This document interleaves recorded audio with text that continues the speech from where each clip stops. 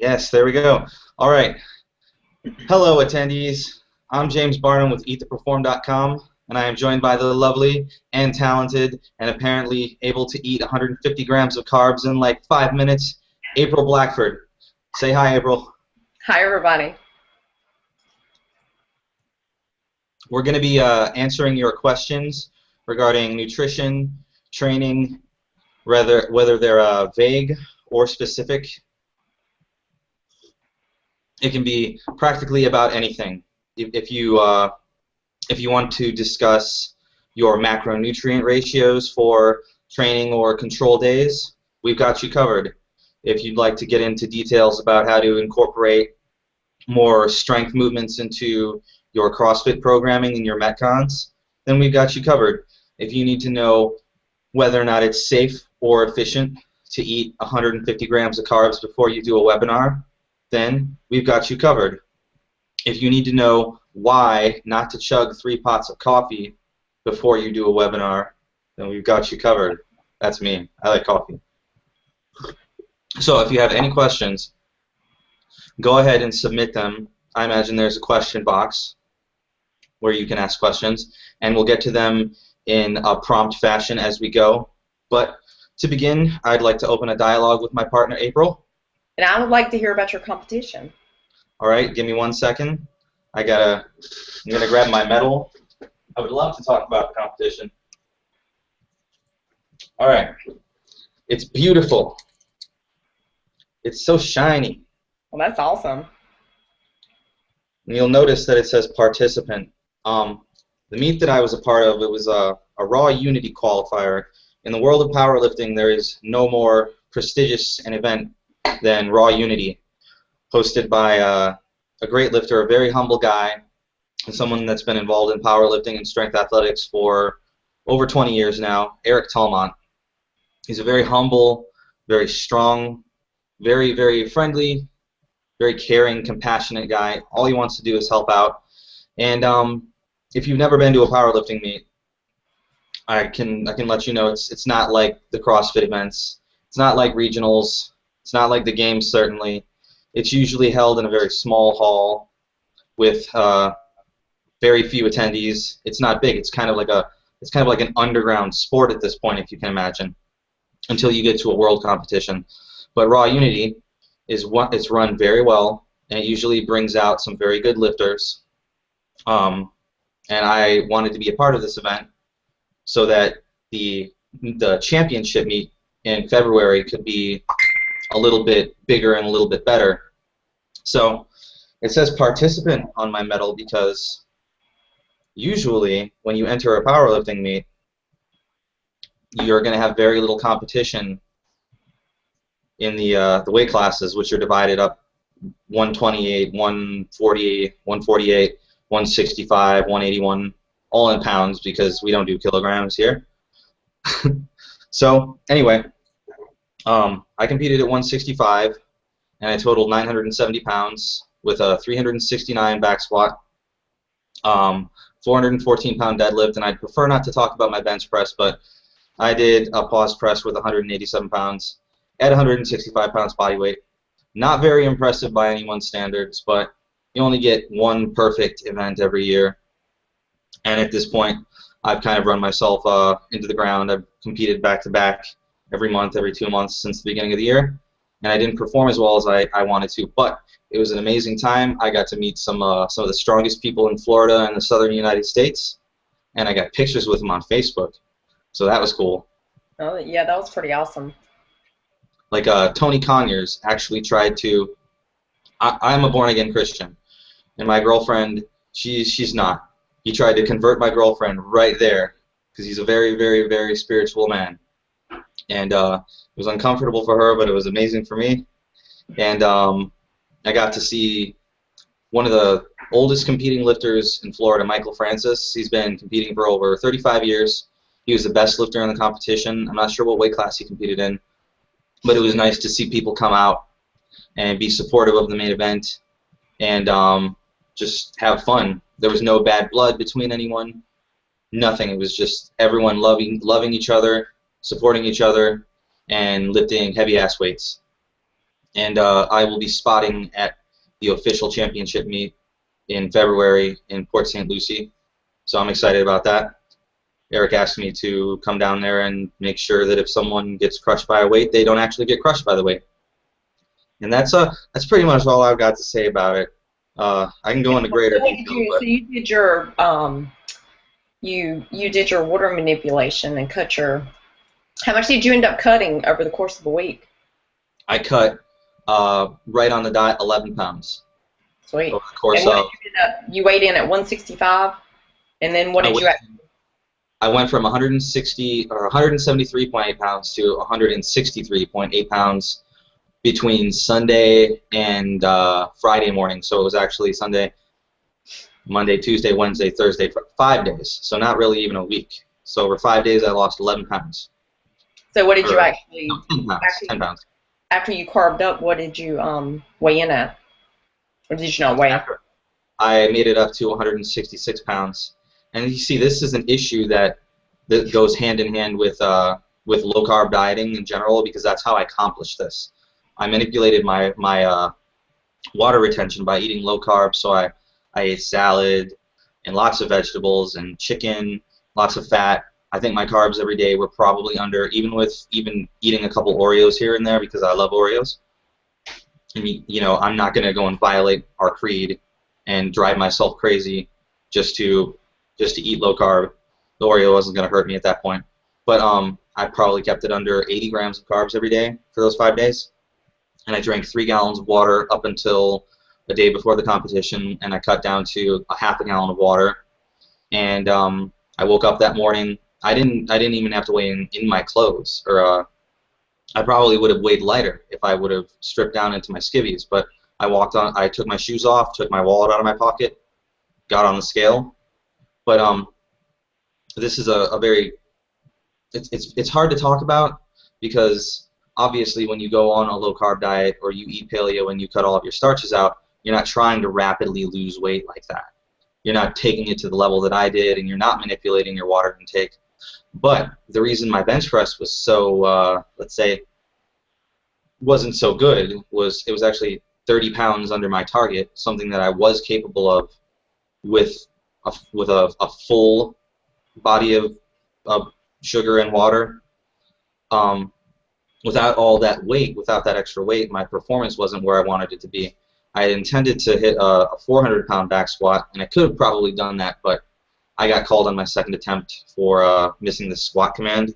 So head judge is supposed to say squat, and you're supposed to squat thereafter. But I was so excited that I missed that command.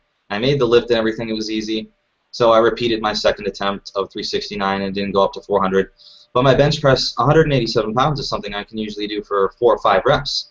And it speaks of the performance detriment that you incur, not necessarily from going low carb all the time because you'll adapt to it, but if you go through periods where you just don't get enough carbohydrate intake and you allow your weight to shift down, it's deceptive, first of all, because it is just water weight. I didn't lose probably any fat over the course of that 5-day period. If I did, I'd be surprised if it was more than a pound or so, considering how low my calories were. And it tanked my bench press. So as far as all that fits into Eat to Perform, and if I can be an example for everyone that's listening, speaking of everyone listening, if you have any questions, vague or very specific, regarding training, nutrition for anything, CrossFit, powerlifting, triathlon, it doesn't matter what it is, April and I would like to help you out. If you'd like help setting up your macros, if you'd like help integrating different modes of training into whatever you're doing right now, say you're at a commercial gym just training on machines and you want, I'm a pretty knowledgeable guy on that subject, or if you're doing CrossFit and you would like to incorporate more strength programming in, I can help you with that. And April's actually pretty jacked. She's more into bodybuilding than I am, and that's her predominant goal, is to be strong and to get jacked, and I kind of want to stay smaller. So we can help you out with pretty much anything. Just, I say this, I'm going to start saying this on a regular basis now, no relationship advice. We'll stay out of there, except April. We can give that. I've lost my questions tab. How can I see if anyone's asking any questions? All right. So anyways, yeah, if I can be made an example, I've experienced firsthand that when you cut your carbohydrate intake out, it can take as little as 4 or 5 days to where you're not going to have the energy, you're not going to have the weight behind you, you're not going to have the lubrication in your joints, you're not going to have the volume of blood that you have to be able to deliver nutrients and power your body. It's going to tank your performance, and you're probably not going to be happy. And if we've got anyone listening that has dealt with that, and you're looking for a way to incorporate more carbohydrates into your diet, say you're new, you just bought Netflix, you just became a Science Lab member, then you know, I've gone through this, April's gone through this, we have personal experience with this, and we'd like to share. And I feel like I've been gabbing and gabbing on forever. So, April, how's your week been? What have you been up to? We are finalizing the fat loss challenge. It officially started Friday, but we got everything organized and up and running today for the participants and stuff. And we've decided this go around, the fat loss challenge is specifically fat loss, you know, fat loss goals, not performance based, but you do get penalized if you lose muscle.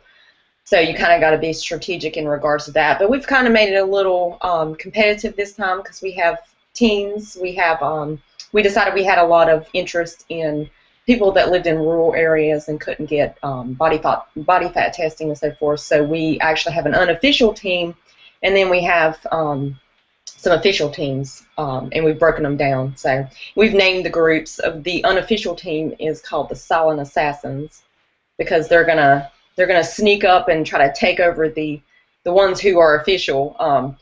So hopefully it should be fun.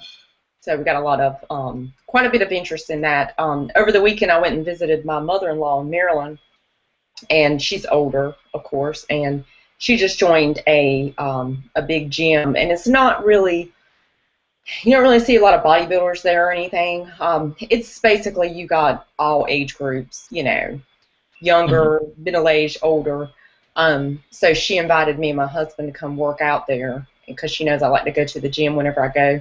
And it was kind of awesome seeing the faces of the only smaller petite woman deadlifting, you know, 235 pounds, you know, why none of the men they were bench pressing like 95 pounds, you know, so that was pretty awesome. Made me feel all beastly strong, you know, doing that. So, but other than that, I was actually going to ask you, what would your advice be to someone that is getting into powerlifting or want to do a competition? Do you actually think that the water manipulation is the best route, or would you say maybe preparing in advance, depending upon what weight class you want to compete in and how much you need to drop, maybe just gradually tapering carbs down to drop a couple of pounds so that you could perform better rather than kind of running the risk of you know, being too...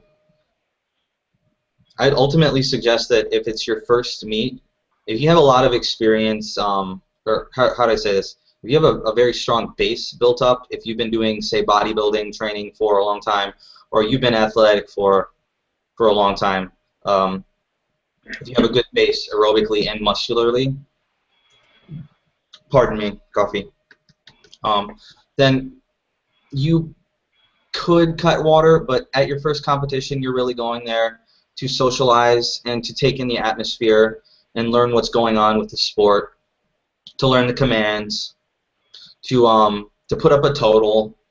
You know, it's a learning experience, and I don't think that cutting water weight to make a weight class, unless it's maybe a couple pounds, is really worth it. In fact, at this point, the meets that I do next year, my first meet, I'm not going to cut for. I'm going to wait until the end of the year to where I've accumulated enough strength for cutting down from 181 to 165 to actually be worth it. Because if you think about it, that's a week out of your time that instead of recovering from training, instead of achieving superposition of training effects over the course of your training cycle at the end there, and going in and hitting an extra 10% more than you could have possibly done if you didn't program properly, didn't peak properly. you're going to go in there and you could have an up to 15-20% performance detriment. And who really wants that at their first meet?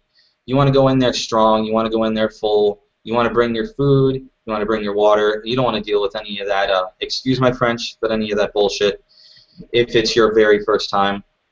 But after that, I'd say if you do 3 meets a year, one of those meets at least, you should try to drop into a lower weight class. Now, if we're talking like 6-7 months before a competition, though, if you're looking at it from that perspective, then you've got plenty of time to actually cut body fat and get down into the weight class so that it's solid. Otherwise, I wouldn't put yourself through the hell of it, because losing 10 or 15 pounds is just way too much. Way too much. Even if you've got the willpower to do it and execute it, you're looking at hating yourself. It's just not fun. If you've been on a low carb diet before, if you've been on a carb or a low calorie diet in general, you're gonna know what it's like. You're gonna be back there for like a week. It might be fun for some people psychologically to be back at that point, but I'd say go in strong, hit the biggest total you can, and then plan from there and see if you might be stronger, if you might be better staying where you are, and you can always cut down and blah blah blah. That's my 2 cents on the issue. April, during this exchange we have received some questions, so I'm going to start taking those, okay? First question of the day comes from Shayna Allen. Hello, Shayna. She says, I'm a competitive CrossFitter, and I want to time my food properly. Should I time my carbs before wadding or after? Thank you. Now, I'm going to make this quick so that we can get April's opinion on the matter. But I would say it depends on what you mean by WOD. If that means your strength training and your conditioning work, because I know most CrossFitters do that together because the training effect has to go together because of the style of competition.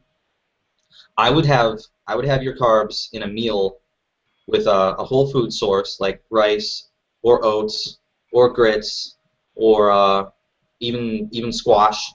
Just have your first starchy meal before the workout, about an hour beforehand if you can, and then after your Metcon or after your strength, whichever comes first. And that could be in the morning, or that could be 2 sessions split up, Metcon in the morning, strength in the evening, whatever it is. In between those, it would behoove you to have some kind of very fast digesting carb, and depending upon your body weight, that would be anywhere from maybe 40 to 70, maybe even 100 grams of something like Vitargo, which April and I love, or Gaspari Glycofuse, which is kind of crappy, but in a pinch it'll work, and anything all the way down to Gatorade or a maltodextrin or dextrose powder, or coconut water. Sorry? Coconut water works well. Yes. Coconut water. And on that note, I'm going to allow April to take over for a second. I agree. Depending upon, my question was going to be what time she trains. If she trains at a normal, I don't know, late morning, lunch, PM time, I agree. Whole foods within hour and a half, depending upon what you're eating. Depending on how long the training session lasts, you want to do intra-workout carbs, and then post-workout within an hour or so. I like to do the slower digesting carbs pre-workout if your workouts are a little bit longer, because it seems to kind of sustain your energy levels longer.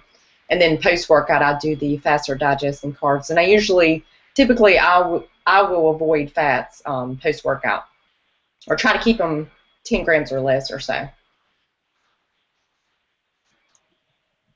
I would completely agree, obviously, because we basically just said the same thing, I guess. But yeah, as far as avoiding fat post-workout goes, that's going to be completely individual too. Some people, if they load carbs afterwards, say they're doing 2 sessions, or they have an immediate need to restore glycogen, so they have to go and have a large carb load immediately after training. If you've ever experienced like a blood sugar crash from eating a high volume of carbs, it might be a good idea to have a little bit of fat in there. But as a general rule, if you're a competitive CrossFitter, for instance, you're going to have very, very, very good glucose tolerance unless you've been on a low-carb diet for a long time and this is your first real exposure to this type of thing. So take that into consideration too. I hope that answers your question, but if it doesn't, go ahead and ask for a follow-up, and we'll get to whatever we need to. Whatever we can do to help, we will. I'm going to move on to a second question. It's from Dylan Gable. He says, this is my first webinar. Can you share what your backgrounds are? Now, I don't know if you were here earlier, Dylan, if you got to hear what I was talking about. And if you did, just to spare everyone else, I'll go second and let April go first on this one while I grab a cup of coffee. Which part are you talking about? Backgrounds? No, you were talking about if he wasn't here earlier. Oh, when I was going on about my my meat experience this weekend. Oh, okay. Alrighty. Okay. But April, where do you come from? What do you do? How did you get here? How did I get here? Well, I am currently the forum administrator for Eat to Perform, and also known as the Macro Whisperer. I actually knew Paul in a common Facebook group, and we were friends. I'm a fitness nutrition enthusiast. I do have my nutrition certification, and I was in the legal field for over a year, almost 15 years, and left that to pursue my passion of nutrition and fitness, which I've been with Eat to Perform for a year and a half now. James, you're the master writer. Yeah. I'm glad you clarified, because a year, that's a very short time. Imagine after all that you'd want to stick with it for a little longer than a year. Yeah. Me, I kind of came from the same pool. I met Paul, the owner and founder of Eat to Perform, on Facebook in a Lean U food group, which is still going on to this day, but we've kind of passed over leadership and moderation of that group to other people. But we were all kind of obsessed with having a six-pack and doing as little eating as we possibly could, and we didn't have a lot of athletic people in the group. And from that, Paul and I started writing articles together for a blog, because I'm a writer. I was a musician for a long time, and that's one of my favorite ways to express myself. And I also love studying nutrition and anything related to exercise or how the human body works. So we combined forces, and our intent actually for the very first thing we worked on together was to have the article published in WOD Talk. And we were like, why don't we start our own blog? Why don't we start our own company? And we got things off the ground after a couple months, and had April come in. And over the course of my relationship with Paul, I've gotten some certifications. I don't have a degree in nutrition or exercise science or anything like that, but I am a certified personal trainer through the NASM, which means I understand basic block periodization and how not to kill someone if they've never worked out before, or if they're an athlete, I know that they can move on to higher levels of training and move at faster velocities and lift heavier weights. But I'm a certified personal trainer, and I'm a certified nutrition coach through Precision Nutrition, which is Dr. John Berardi's company. And a lot of what we talk about on Eat to Perform is kind of coming from that same background of applying results-based nutrition and exercise concepts so that you're not just shooting in the dark. Like we always suggest, in anyone I work with personally or in the forum, and I know April's the same way, we always suggest you collect data on yourself. We always suggest you log your food when you're beginning a modification to your routine. So if you come from a low-carb background and you start eating a more moderate carbohydrate diet, we always suggest that you figure out what that looks like as you transition, because calculators, although we do like to suggest that you use one, aren't always 100% accurate. And people are unique and have different demands, and those demands change over time. And if you just go based upon numbers and routines and dogma, then you're kind of going to fall short. You have to look at You have to essentially respond rather than trying to control things. But aside Also, without, what I tell a lot of members is without the data, you never know what to change because, you could start something and then 2 months later say, I don't think this is working for me or this is working for me, but you never really know what is or isn't if you don't have the data or the notes or anything to go back and look and see what the issue is. It could be 5 or 6 issues, or just one little single issue, not the whole, sometimes it's just a little detail and not the whole picture. Absolutely. And it goes that way. It goes away for training and nutrition. Sometimes, say you want to get better at your back squat, sometimes the answer is not to squat more or to squat less. That's a vast oversimplification. Sometimes the answer is to insert an assistance exercise. And sometimes if you can't lose weight, the answer might not be to change how many carbs you're eating or how much protein you're eating, your macros or something like that. It might be to change how you're tracking it. It might be to change, it could come down to so many things that if you're not aware of those factors, then you can't control them. You can't respond to them. You can't, for instance, if you figure out, well, hey, if I eat breakfast in the morning, I'm always 200 calories over what I'm supposed to take in and I can't lose weight. If you go and you skip breakfast and your diet's otherwise good, then you've got a modification right there that creates a calorie deficit and you don't need to worry about any of the minutia. So I'm going to wrap up my background story though. I was really, really, really small. I weighed 115 pounds about 2 years ago now, and I could pull up a before and after picture, but I gained 50 pounds over the past couple of years and went from not being able to even bench press a barbell to being barely able to bench press more than the barbell. But I'm a competitive powerlifter now, and I'm pretty active in the powerlifting community in Florida, and I like to lift weights and eat a lot of food. And that's me in a nutshell. I also love the anime Attack on Titan, if anyone's got kids or you're into anime yourself. But hopefully that answers your question, Dylan. I'm going to move on to another question from Daniel Downs. He says, I bought the book a couple of weeks ago and have a week behind me of recording my nutrition. I'm finding it very difficult to get the carbs in recommended, especially to get those carbs surrounding workouts. What are some sources you use to concentrate such a heavy dose of carbs in a short amount of time?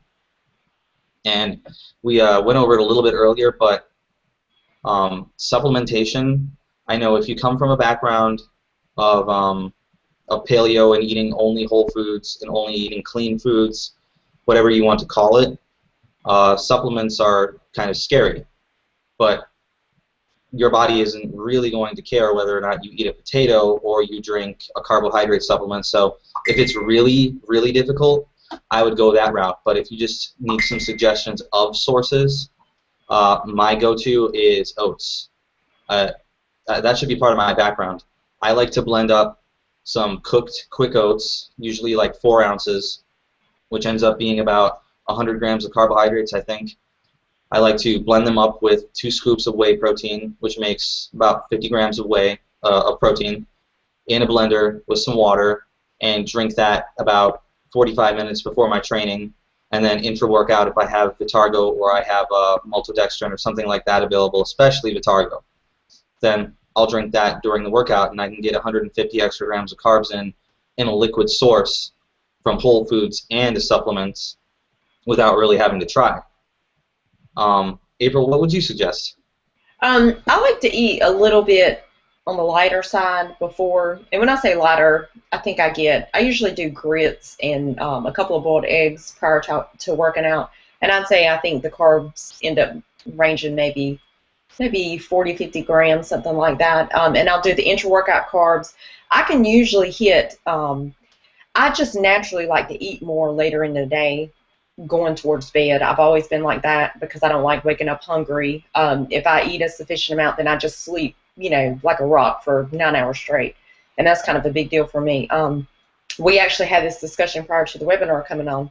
I actually, right before I came up to do the webinar, I was kind of in a rush, and within 15 minutes, I actually consumed close to 150 grams of carbs. I think it was maybe 140 something, and I actually had 2 servings of jasmine rice. Whenever I say 2 servings, it ended up being, I think it was over 2 cups of cooked, basically I use the jasmine bowl in the bag of rice and I eat the whole bag. So it ends up being 2 servings in the bag, and that was 75 grams of carbs. And then I ate a whole plantain roasted, a very ripe plantain. Those are very good. I think they taste like dessert. And I ended up hitting, I think I hit 60 some grams of carbs just from the plantain, and I ate that within 10 minutes. So, consume almost 150 grams of carbs, and I'm actually, not feeling as stuffed and bloated and, sickly as I thought I would, trying to hurry up and cram that down to come up and do the webinar. So, usually I'm glad to usually at night before I go to bed. Sometimes if I get busy during the day or if I have errands to run, in the late afternoon, I'll kind of get behind on my carbs. I can hit a decent amount of carbs, usually 150 grams at night. This is after dinner as well. I usually will have 150 with dinner, and then if I need to hit like 75, 100 after, then I'll usually eat cereal. So cereal and fruit sorbet really help me hit my carb goals. I'm going to throw this out there too, because we do like to condone not just sticking to whole foods. If you have the room, if you have, say, you've been suggested to eat 300 or 400 grams of carbohydrates, as long as you're not living on it, it's not a bad idea to throw a little bit of ice cream in there or something like that, or as April said, cereal. If something stimulates your appetite, if it's something that you would normally have eaten before you became health conscious, it's probably not bad for you unless it's causing an allergic reaction or you have a diagnosed issue with it, or you know that it makes you feel like crap. I wouldn't eat it, but think about stuff like that too. When I'm in a pinch, I will run down to Walmart and I will grab a peanut butter fudge or Ben & Jerry's pint. And if I've got to eat 450 grams of carbs in a day, that's a convenient way to get some of that in. I won't eat the whole thing, but like I said earlier in the webinar, I love Oreos. So even on my low carb cut for my powerlifting meet, I worked in some Oreos. It was like wake up in the middle of the night, I'm hungry, I want an Oreo, ate an Oreo. I don't feel like I'm controlled by them or anything like that. So as long as it can be healthy for you mentally and physically, stuff like that works too. I hope that answers your question, Daniel. If you need a follow-up, go ahead and ask. We're about halfway through the webinar right now, and I wanted to thank everybody for attending, especially if you've submitted questions, because that gives April and I something to actually talk about, which is the purpose of the webinar, to answer your questions. If you're new and if you just got here, because we've got 14 attendees right now, if you have any questions, whether vague or specific, regarding nutrition or training, whether that's setting up macros, or you need to know how to time carbs before or after your workout, or if maybe you should not eat more than 30 grams of protein in a sitting or something like that, go ahead and ask. I'm going to move on to another question from Ashley Digby. She says, I've been CrossFitting and eating paleo for about a year. I started at, and I believe the question was truncated. Ashley, if you can elaborate upon that, I would be pleased to answer your question. But until then, I'm going to move on to another question from Sherry Ruelas. She says, I train for Olympic lifting competitions, 2 hours a day, 5 days a week. Awesome. That's a lot of work to do. As far as the calculator, would I be considered moderate or high activity level? I would say very active. I would agree, but I would also like to know if you're doing any kind of conditioning work, because I know as a powerlifter, as a pure strength athlete, that a lot of the times we're kind of taught to shun conditioning work and endurance activity. Of course, if you are really into weightlifting, you'll know, and hopefully it's a part of your training, that the best competitors all throughout the world, whether it was in their youth as they began their development or currently, they jog, they swim, they do all kinds of things in their off season, and they maintain a very high level of aerobic conditioning. So it depends, but endurance activity like that definitely drains more energy than pure strength activity like Olympic weightlifting or powerlifting. But as a general rule, I would agree with April and say to go for very active and not moderately active. And if you need any elaboration upon that, what that looks like as far as carbs go, fat, protein, or anything like that, go ahead and ask. But I think I'm going to move on to another question, Sherry. I hope that answers your question. But like I said, if you need any more, let us know. Tanya Cheney, she asks, which one is better in the evening before bedtime, fast or slow digesting carbs? April, what do you say? Fast. I say fast because ideally you want basically your insulin levels to spike up and then drop back down and not be elevated while you sleep. And I would agree with that for the most part.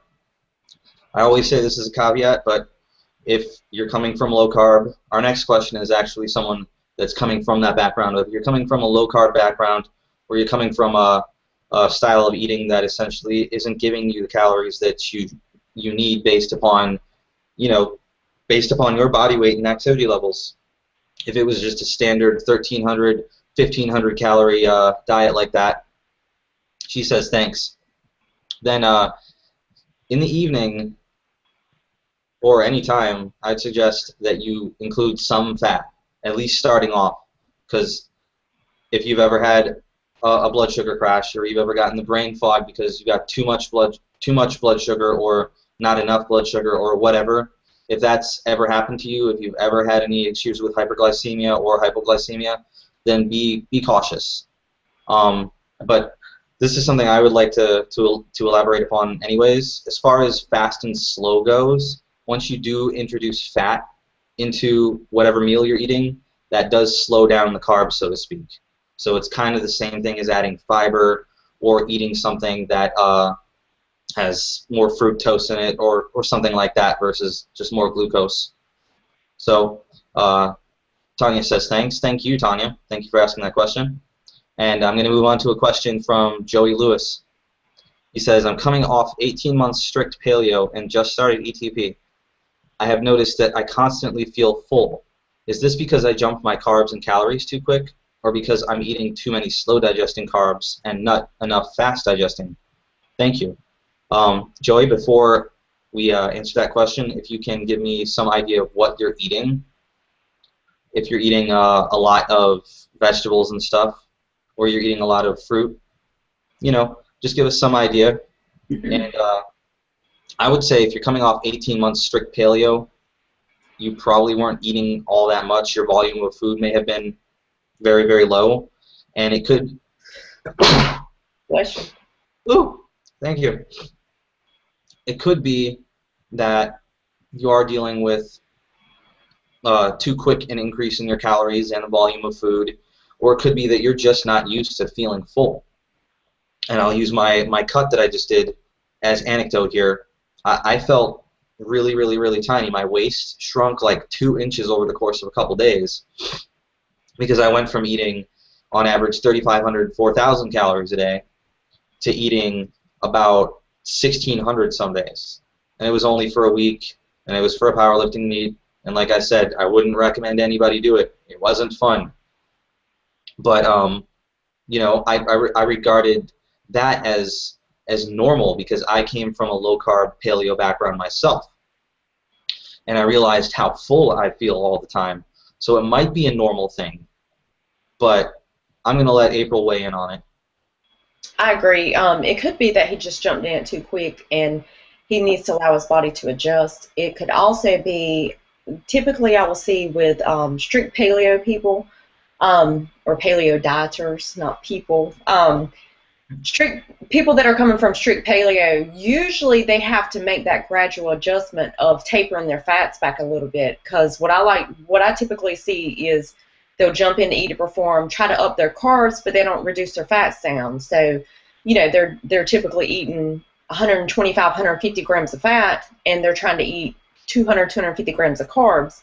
And whenever you're eating, that amount of fat combined with the higher carbs, it's just basically going to make you feel full.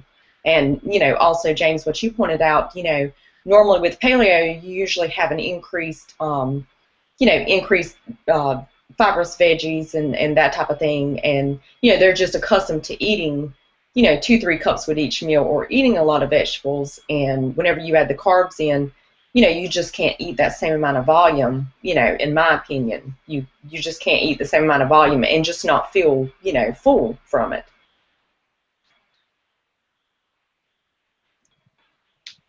Yeah, so it's probably a combination of those two things.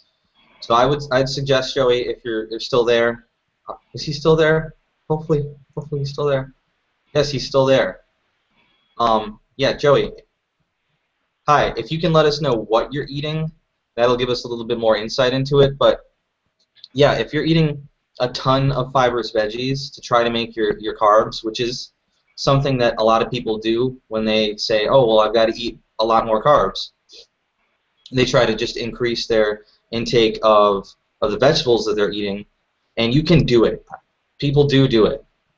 But we like to suggest that you go for sources that are not necessarily, it's not necessarily that they're faster digesting, but they're more energy dense so that you're not filling yourself up so much. And you do want to make sure that you eat vegetables every day for your health, for your digestion.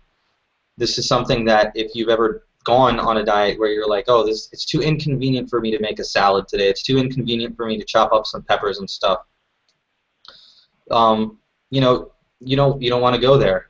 You want to have whole foods like that. You want to have your vegetables. But he says he's just introduced white rice, but mainly sweet potatoes.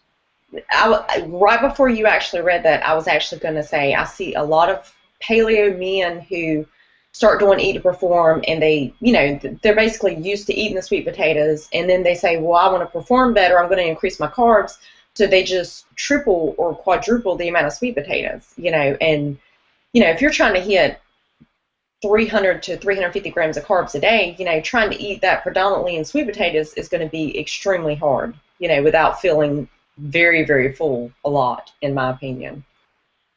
Yeah, that would be my opinion too. Sweet potatoes knock me on my butt and put me to sleep. I couldn't eat more than maybe 60 grams of carbs from them. So they make me feel very full too. And I know that sweet potatoes are a paleo staple. And of course, you could consider you're eating rice. Rice absorbs a lot of water, and you're probably drinking a lot of water if you're health conscious, and that could be making you feel unnecessarily full. But I would suggest, I mean, I've done this before, but I've eaten like 300 grams of carbohydrates from bananas. Just no, just bananas as fast as I possibly could. Bananas are a great source of carbs and vitamins and minerals. I'd be surprised if anyone can really get full on them because the potassium content is so high that it makes you actually makes you excrete water and actually makes you feel less bloated. So that's a trick. We should mention that more often. Bananas or anything with a lot of potassium is going to decrease water retention, and it's going to kind of make your stomach empty a little faster. So a banana a day might be a good way to approach things. But Joey, I hope that answers your question. Tanya asked if this is being recorded, and if so, will we have access to the recordings? And you absolutely will. They'll be in the forum. What we do is, after this, I send a link to April. She posts it in the forum, and then it's available. It's really a pretty simple process. I was going to say, if you actually go back in the forum under the webinars, then there should be numerous recordings in there that you can actually go back and watch, a lot of the older ones as well. That is correct. So I know that answers your question, Tanya. Joey, if you need a follow-up on that, we've got one question right now in the hopper from Ashley. She got back to us.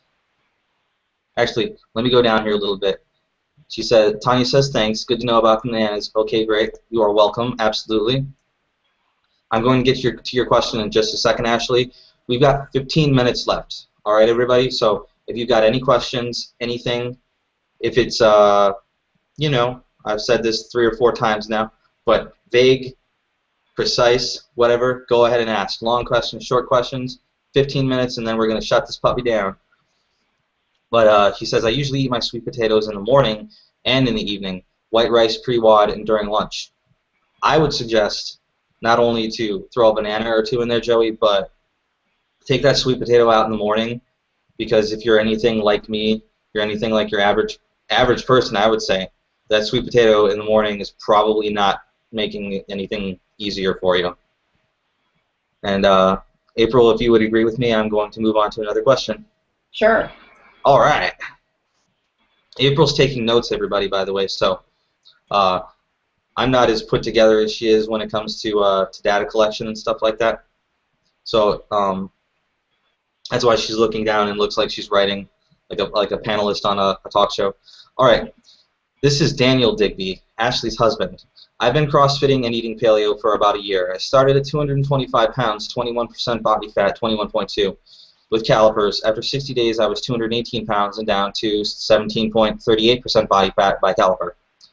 First of all, congratulations. That's a pretty big jump to make. I got down to about 210 pounds over the course of the next 6 months just by CrossFitting and eating paleo, about 80% strict and 20% whatever, which is good. I applaud that. That's awesome. That's how you should do it. About 2 months ago, I did this Whole30 challenge and got down to 205 pounds. I don't know my body fat percentage, but I would guess low teens. And I'm going to suggest that if you're doing that on a visual assessment and you're not using calipers or anything, when you get to about 16, 15, 14% body fat, you should have what I would call fat man abs, where if you flex, you've got blurry abs visible, and you're starting to get some vascularity in certain parts of your body. Not looking as soft, you're looking more shapely, more tone, I suppose. But he says workouts on the Whole30 sucked. I wouldn't be surprised. No energy. Over the course of the last year, I haven't really seen any strength gains, and that is extremely regrettable. I'm sorry. I've been eating within guidelines of ETP calculator for the last week, and I weighed 211 pounds this morning. My goal is to be lean and fit, and this is super scary. I'm guessing this is water weight. You are absolutely correct, Daniel. It's water weight. If you've listened to anything that I said about my powerlifting meet that I just did, just in case you weren't here, I cut 10 pounds over the course of 5 days by manipulating my water intake, carbohydrate intake. So 1 pound is actually not that much of a difference. It is water weight. It is not fat. You didn't gain a pound of fat overnight. But continuing, my goal is to be lean and fit. I do feel more energized, though, and that's going to be a natural consequence of eating more carbs. How long is the transition period to weight stabilization? Eating before bed just feels wrong. But I CrossFit at 6 a.m. Should I be eating before bed? Absolutely. I'm gonna let April take this one. Hopefully you got all of that, April. Yeah, I think he said that he had went from 205 and now he was at 211. But I still agreed that it's basically it's just water weight. It's just volume of food in your gut and intestines. You know, just a combination of all that stuff. Whole30 is extremely low calorie, extremely low carb. You know, you basically felt like crap because initially you had an extra fat to lose and you started CrossFit and then you changed, you reduced your carbs and your body basically reacted. But now at this point it has adjusted to the low carb diet in my opinion, and you've tapped out all that you're going to be able to get from it. You know, your workouts are not going to improve, you're not going to make any strength gains. As for the adjustment period, everybody is different. Men typically adjust a little bit easier and quicker than women do, just depending upon the background. Women's bodies are just typically a little bit more sensitive than men's in general. I've seen people who start Eat to Perform, you know, and once they get their macros, you know, kind of dialed in and you know, kind of get into a good groove, within a couple of weeks, you know, they start dropping weight. I am curious to know if you are actually reducing your carbohydrates on your rest days, because your rest days are going to be kind of the days where you get to reduce your, you know, your overall calories down, you know, a little bit to create a calorie deficit and, you know, to try to focus on continuing and dropping body fat. James? Yeah, I'd also like to know how often you're working out, and if you have any rest days, because as far as stabilizing body weight, we're really not big, especially after you come from a weight loss period like that, on doing a linear loss of weight. When you start increasing your carbohydrate intake, you start focusing on performance eating. We're really not big on just going and keeping the scale dropping and dropping and dropping. Regaining weight is actually part of coming to a maintenance where you can sit up there, and it might be that you end up at 215 pounds and you're eating a lot more food, and you know, you might feel full and it might be scary, but that's ultimately what you want. But if you are eating those macros every day, then you might gain a little bit more weight. So we call them control days, and they're really just that. They're to control your weight as you transition, as you reach maintenance, as you lose weight, as you gain strength, whatever's going on. Because as far as your carbohydrate needs go, and I'm sure you've learned this through doing paleo and through doing Whole30, you don't really need a lot of them when you're sitting on your butt. But on days, or if you work out in the morning like you do, the night before, you want to have full or as close to full glycogen stores as you can. Not necessarily, not only to fuel the exercise, but there's an energetic hypothesis of muscle growth and adaptation, and it states that the more energy available to do work, the more energy available at that time to begin recovery within the muscle, so glycogen storage, the better a response you're going to get. And this is a book, I'm reading a book right now, Science and Practice of Strength Training by Vladimir Zasyorsky. I'd recommend it to anyone, but pretty much at this point you're doing everything you need to do by eating more, by increasing your carbohydrate intake to get past this plateau of strength and to get past this weight loss plateau, but things are going to move up a little bit. And for a guy your size, I would not be surprised if you do gain 8 or 10 pounds of extra water as you go through, but remember that it is just extra water, and don't be scared of it because you can lose it literally just like that. You know, James, you used a perfect analogy a couple weeks ago in the webinar that I really liked because I think it was perfect. You had made the statement then that you can't let water out the bathtub when it's already empty, you know, and I thought it was perfect. You know, you can't let the water out, you know. Basically, Daniel was already empty, you know, so he's going to have to fill the water back up a little bit before he can release it again. You know, that's just the way it is. You know, you can't.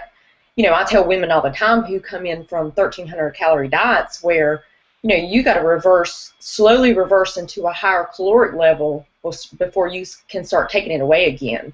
You know, you can't just automatically go from a 1,800 calorie diet day to, you know, diet to 3,000 calories and think that you're just magically going to drop 5 pounds because it doesn't work like that. You know. Absolutely not. In fact, and this is a problem, it's very well understood in the bodybuilding world, it's very well understood in physique sports, and anyone that really knows what they're talking about and what they're doing as far as nutrition manipulation goes, but you never want to go to an extreme right off the bat. You want to take away as little food, as few calories as possible to get the result that you're going after, because that's how you make it sustainable, and that's how you make it healthy, and that's how you get the best result, is to do the minimal amount of work, to be efficient. If you're going to lose body fat or you're going to lose weight in a 200 calorie deficit and you jump to a 1,000 calorie deficit, you're not necessarily going to lose weight any faster, and you're not necessarily going to get a better result. And we become obsessed with numbers like that, and we do go to extremes, and that's part of the problem. So I'm going to move on to another question if I can. Let's see. But I hope that answers your question, Daniel. If you need a follow-up, because of time constraints, we're going to have to get to you in the forum, and I would like to use that as a reminder. Everyone, use the forum.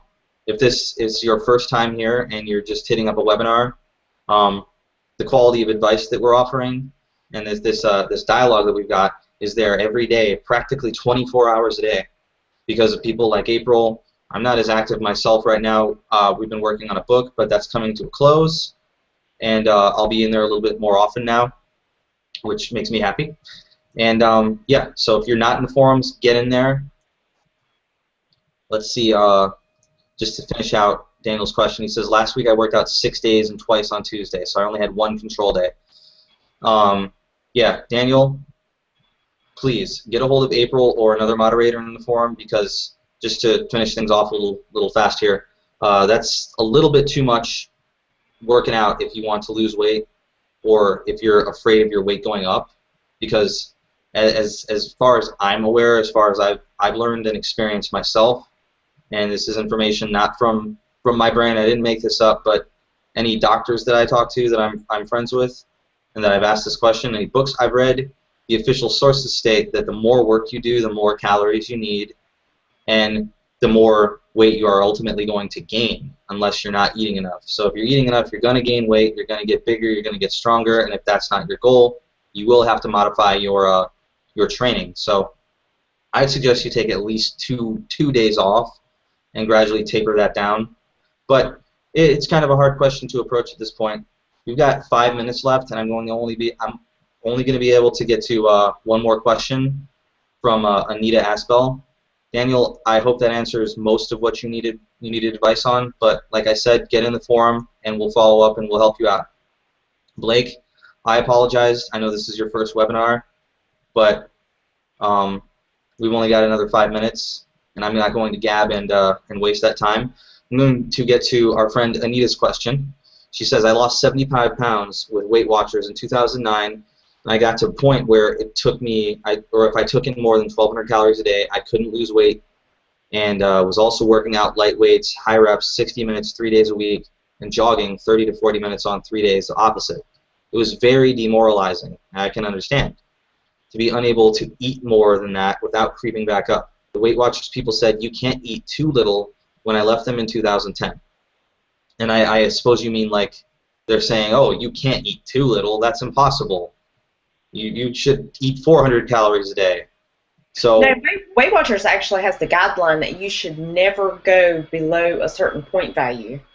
So they were probably kind of giving her, even though Weight Watchers usually gives crappy advice, they were probably giving her some, somewhat sane advice of saying, you can't undereat that much and continue to work out that much, because it's just gonna, backfire on you. Mm-hmm. Well, she says they reference that cancer patients lose weight regardless of how little they take in. I have since tried to recreate the minimal calorie intake at brief success, then gaining little back until I get back to what appears to be the set weight. I have great fear to eat more calories without blowing up again. I also have cortisol and thyroid in that process of treatment. Weightlifting Monday, Wednesday, Friday as heavy as possible, and would love to eat more but scared. Sorry for such a long question. And that's absolutely no problem. So you've lost a lot of weight, and you've essentially experienced. Oh, she says correct. And Blake is out here. So. I hate to cut you off.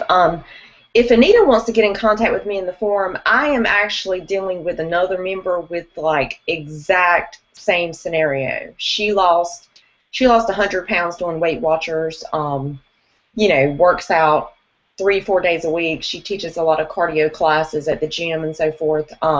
We have actually been having good success with slowly reversing, very, very, very slowly reversing out of the lower calorie diet into a more sustainable level. And she's actually been having good results from that. We're only 2 weeks in, but she's actually, just by me increasing her calories, 200 calories in 1 week, she actually dropped 2 pounds. So it sounds like it's the very same situation. So if Anita wants to actually message me in the forum or get with me in the forum, I can give her instructions in regards of how to do that. It's going to take time. It's like I told the other member, obviously you have the time and the patience to try to continue this diet for 2 years.